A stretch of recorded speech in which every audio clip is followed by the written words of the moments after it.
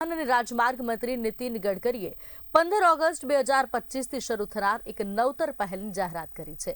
આ યોજના અંતર્ગત national highway authority of India દ્વારા માત્ર 3000 રૂપિયામાં ફાસ્ટેગનો વાર્ષિક પાસ રજૂ કરવામાં આવશે, જે 1 વર્ષ અથવા તો 200 યાત્રાઓ સુધી જે પહેલું પૂર્ણ થાય તે મુજબ માન્ય રહેશે।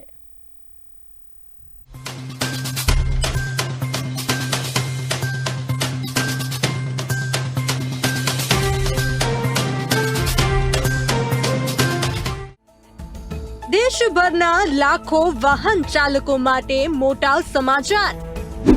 3000 માં ફાસ્ટેગનો વાર્ષિક પાસ શરૂ થશે। 15 ઓગસ્ટથી ऐतिहासिक पहल શરૂ કરાશે। 1 વર્ષ अथवा 200 यात्रा माटे 3000 માં पास कार जीप जेवा बिन कमर्शियल वाहनोने लागू પડશે। NHAI અને મોર્ટ વેબસાઇટ પર મળશે। કેન્દ્રીય મંત્રી નીતિન ગડકરીએ કરી મોટી જાહેરાત। તો આ સુવિધા ખાસ કરીને કાર, જીપ અને વાન જેવા માટે ઉપલબ્ધ હશે, જેનો ઉદ્દેશ્ય રાષ્ટ્રીય ધોરીમાર્ગો પર મુસાફરીને વધુ સરળ, ઝડપી અને ખર્ચ અસરકારક બનાવવાનો છે।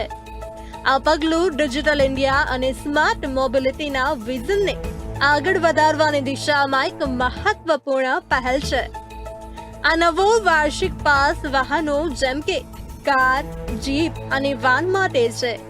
આ પાસની તારીખથી 1 વર્ષ અથવા 200 ટ્રિપ્સ જે પહેલું પૂર્ણ થાય તે મુજબ માન્ય રહેશે। આ યોજનાનો મુખ્ય હેતુ ટોલ પ્લાઝા પરની ભીડ અને વિવાદો ઘટાડવાનો છે। ખાસ કરીને 60 કિલોમીટરની ત્રિજ્યામાં આવેલા ટોલ બૂથની નજીક રહેતા લોકો માટે આ પાસની મદદથી વાહન ચાલકોને ટોલ બૂથ પર રોકાયા વિના સીમલેસ મુસાફરીનો અનુભવ મળશે, જે રાષ્ટ્રીય ધોરીમાર્ગો પર ટ્રાફિક પ્રવાહને સુધારશે। नमस्कार। पिछले अनेक दिनों से लोगों की टोल के बारे में काफ़ी तकरार थी। सरकार ने जो निर्णय किया है वो बहुत बड़े प्रमाण पर जनता को राहत देने वाला है, जिसमें 3000 रुपये में जो पास है साल भर का, उसकी अगर टोल पे किया जाएगा तो उसकी कीमत कम से कम 10,000 से ज़्यादा रुपये का टोल देना पड़ता था, वो केवल 3000 रुपये में होगा। और ये जो वैलिडिटी है 1 साल में 200 ट्रिप वो क्रॉस कर सकते हैं। इसके साथ साथ 1 ट्रिप मीन्स 1 टोल को क्रॉस करना। इसका फ़ायदा ये होगा कि 200 ट्रिप्स यानी 200 टोल क्रॉस करना होगा और 1 टोल क्रॉसिंग की एवरेज कॉस्ट केवल 15 रुपये पड़ेगी। कुछ जगह पर ये 80 रुपये है, 50 रुपये है, 100 रुपये है, तो ये केवल 15 रुपये हो जाएगी। और मान लीजिए 1 टोल पर आप 50 रुपये भी देते हो तो 200 टोल क्रॉस करने पर उसकी कीमत 10,000 होगी। उसके बदले में आपको केवल 3000 रुपये में ये पास मिलेगा, एनुअल पास, और सालाना 7000 रुपये की बचत होगी। और अभी जो सिस्टम हम लोग ला रहे हैं उसके बाद टोल नाके पे जैसे रुकना पड़ता था, रुकने की भी ज़रूरत नहीं पड़ेगी और निश्चित रूप से ये जनता को ये स्कीम से राहत मिलेगी। ये स्कीम केवल नेशनल हाईवे के लिए है, क्योंकि वही हमारा अधिकार है। बाकी रोड जो स्टेट के होते हैं उसके ऊपर ये लागू होने का प्रश्न ही नहीं होता। मैं फिर से एक बार आपको ये विश्वास दिलाता हूँ कि इससे काफ़ी बड़ी राहत मिलेगी और 15 अगस्त से ये स्कीम पूरे भारत भर शुरू होगी और जिसमें निश्चित रूप से आपकी जो तकलीफ थी वो कम होगी। मैं फिर से एक बार आप सबका बहुत बहुत अभिनंदन करता हूँ और आपको शुभकामनाएं देता हूँ। धन्यवाद। કેવી રીતે મેળવવું આ પાસ? વાર્ષિક ફાસ્ટેગ પાસ મેળવવાની પ્રક્રિયા અત્યંત સરળ અને ડિજિટલ રીતે સુલભ રાખવામાં આવી છે। આ pass highway travel mobile application તેમજ NHAI અને માર્ગ પરિવહન અને રાજમાર્ગ મંત્રાલય મોર્ટની સત્તાવાર વેબસાઇટ્સ પર ઉપલબ્ધ હશે। લોન્ચ પહેલા આ પાસના એક્ટિવેશન અને નવીકરણ માટે એક સમર્પિત લિંક રજૂ કરવામાં આવશે, જેની મદદથી વાહન ચાલકો સરળતાથી આ સુવિધાનો લાભ લઈ શકશે।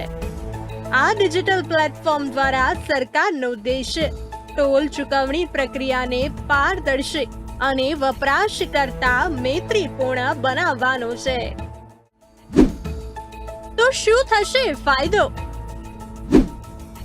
નવા વાર્ષિક પાસ નીતિનો ઉદ્દેશ 60 કિલોમીટરના એરિયામાં આવેલા ટોલ પ્લાઝા સાથે જોડાયેલા જૂના મુદ્દાઓનું સમાધાન કરવાનો છે.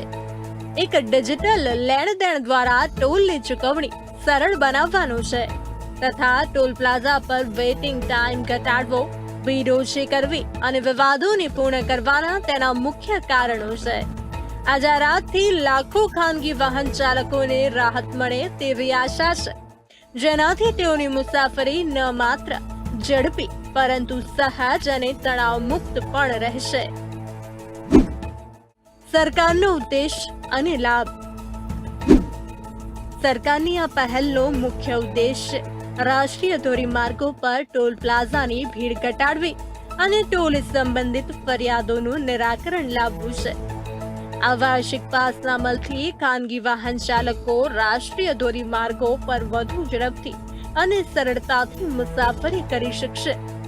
આ ઉપરાંત ટોલ પ્લાઝા પર થતા વિવાદો અને વિલંબમાં નોંધપાત્ર ઘટાડો થશે. સરકારનું માનવું છે કે આ પગલું ડિજિટલ ઇન્ડિયાના લક્ષ્યોને સાકાર કરશે અને રસ્તા પરિવહનની આધુનિકરણની દિશામાં એક મજબૂત પગલું બનશે.